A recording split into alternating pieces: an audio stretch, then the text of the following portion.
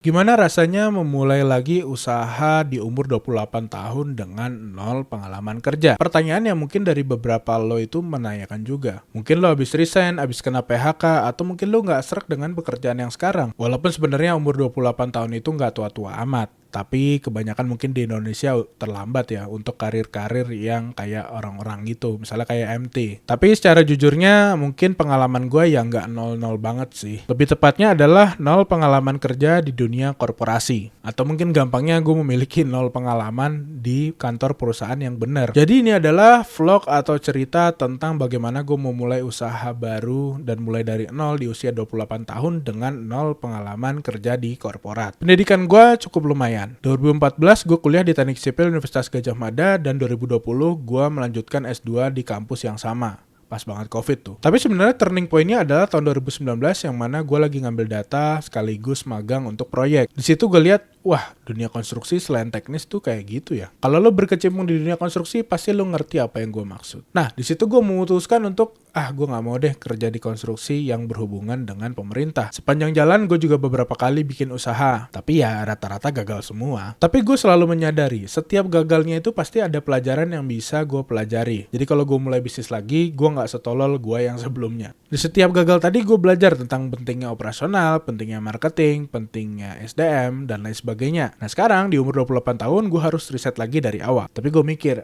asik juga kali ya kalau perjalanannya gue dokumentasiin buat gue belajar di masa depan. Dulu gue bisnis modal semangat. Nggak mengenal target marketnya siapa, go to marketnya gimana, strategi marketingnya gimana, dan yang paling penting, gue nggak mengenal diri gue sendiri. Bikin bisnis modal tunjuk tangan. Kayak, siapa yang mau bisnis? Gua. Siapa yang mau bisnis? Gua. Siapa yang mau ikut? Gua.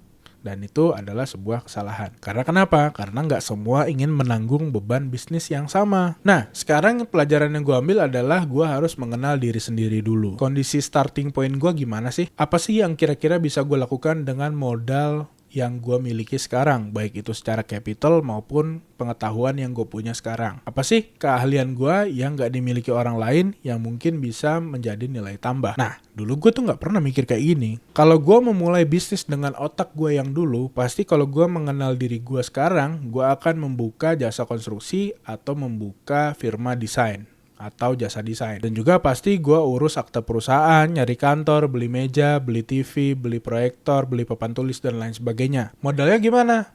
Mungkin gue minjem orang tua, walaupun orang tua mungkin gak bakal ngasih sih. Atau kalau gue nekat, gue bakal nyari duit investor, yang mana gue harus nantinya mempertanggungjawabkan duit investor, yang mana bisnisnya itu padahal belum teruji. Tapi sekarang karena gue udah lebih waras, makanya gue mungkin langkah pertama yang gue lakukan adalah menjadi affiliate, broker, calo, atau lainnya lah. Istilahnya bisnis yang gue start dulu adalah menemukan pembeli dengan penjualnya. Karena ternyata banyak loh perusahaan-perusahaan di luar sana yang gak ngerti marketing bahkan di level dasarnya. Udah belasan puluhan tahun berjalan, emang sih hidup-hidup aja, tapi ya segitu-segitu aja. Padahal produknya bagus banget, tapi nggak ada yang tahu. Nah, karena keahlian gue di marketing, tapi gue busuk di produk, maka gue bantu marketingnya. Affiliate di sini bukan maksudnya affiliate kayak affiliate TikTok ya, tapi affiliate mungkin yang lebih ke middleman yang lebih besar. Nah, tapi sebelumnya kenapa pilih affiliate? Kenapa nggak langsung terjun misalnya di dunia konstruksi? Ya, jadi karena untungnya kan bisa lebih besar. Kalau misalnya affiliate kan paling dapat komisi berapa persen sih? Tapi kalau misalnya kita jalanin langsung kita dapat puluhan persen. Nah, karena yang gue butuhkan sekarang itu adalah cash atau modal. Buat apa? Buat bisnis gue selanjutnya dan juga untuk menghidupi keluarga. Karena untuk next bisnis yang lebih besar, itu gue butuh modal. Walaupun kalau konstruksi itu nanti DP-nya dibayarin sama customer, tapi kan kita harus hati-hati juga. Kita harus keep duit itu untuk pembangunannya terlebih dahulu. Dan sedangkan operasional kantor, operasional nanti ada engineer dan sebagainya itu menurut gue harus ditalangin dulu. Gak bisa kita ngambil dari DP itu. Karena sebagai pebisnis juga harus disiplin terkait dengan menggaji diri sendiri dan juga karyawan. Kalau misalnya operasional di awal langsung diambil dari DP, maka nanti takutnya kalau ada terjadi apa-apa di proyek, duitnya malah kurang. Jadi nanti kalau misalnya proyeknya bagus sih nggak apa-apa. Kalau misalnya ada masalah, karena sejago-jagonya orang bikin yang namanya RAB, scheduling, dan lain sebagainya, kalau misalnya ada force major, kayak hujan terus, dan lain sebagainya, tetap aja, bisa aja terjadi hal-hal yang tidak diinginkan dan bisa meleset dari perhitungan. Makanya, secara operasionalnya harus ketutup dulu dan punya modal dulu, nanti proyek baru kita jalankan dengan duit dari customer. Nah, juga variabel lainnya adalah kalau gue menjalankan bisnis, berarti gue minimal harus mengerjakan 3 role. Yang pertama adalah marketing, yang kedua adalah operasional si konstruksinya misalnya gitu kan. Kemudian yang ketiga adalah administrasi bisnisnya. Nah, karena gue jagonya di marketing dan juga di dua hal ini gue masih kurang, nanti yang ada gue kerepotan. Dan juga gue nggak bisa kreatif di marketing lagi. Karena gue harus mengurusin operasional dan juga di bagian administrasinya. Nah, makanya kalau misalnya lu jadi affiliate, jadi broker, jadi middleman, itu kemampuan marketing doang yang dipakai. Jadi nanti biar operasionalnya adalah langsung ke si orang yang gua kerja sama. Jadi apa yang akan gue lakukan? Keahlian gue ini sejauh ini di luar akademis ya, itu adalah lead generation atau mendatangkan customer, baik itu melalui konten, melalui iklan, dan lain sebagainya. Nah, kalau keahlian gue secara teknik kan teknik sipil dan transportasi ya. Nah, makanya gue mencoba menggabungkan dua skill tersebut menjadi suatu program afiliasi. Nah, yang kepikiran gue sekarang adalah agen properti dan juga agen konstruksi. Kenapa agen konstruksi menjadi menarik? Karena di luar sana banyak banget kontraktor tuh yang bagus banget kerjaannya, tapi banyakan bengong karena nggak ada customer yang datang. Sedangkan dengan ilmu yang gue miliki, mendatangkan customer konstruksi, apalagi cuma renov-renov doang ya, yang misalnya nilainya masih di bawah 100 juta, itu gampang banget. Kalau mungkin yang di atas 500 juta sampai miliaran mungkin ada challenge-nya ya, dan juga butuh modal marketing yang lebih tinggi. Tapi kalau misalnya cuma renov-renov kecil, kayak bikin carport, bikin pagar, bikin kanopi, atau renovasi kamar deh, interior kamar, itu banyak banget dan gampang banget caranya. Tinggal nyalain ads, gue udah tahu konten yang bagus gimana untuk konstruksi, dan juga gue udah tahu cara berpikir konstruksi gimana.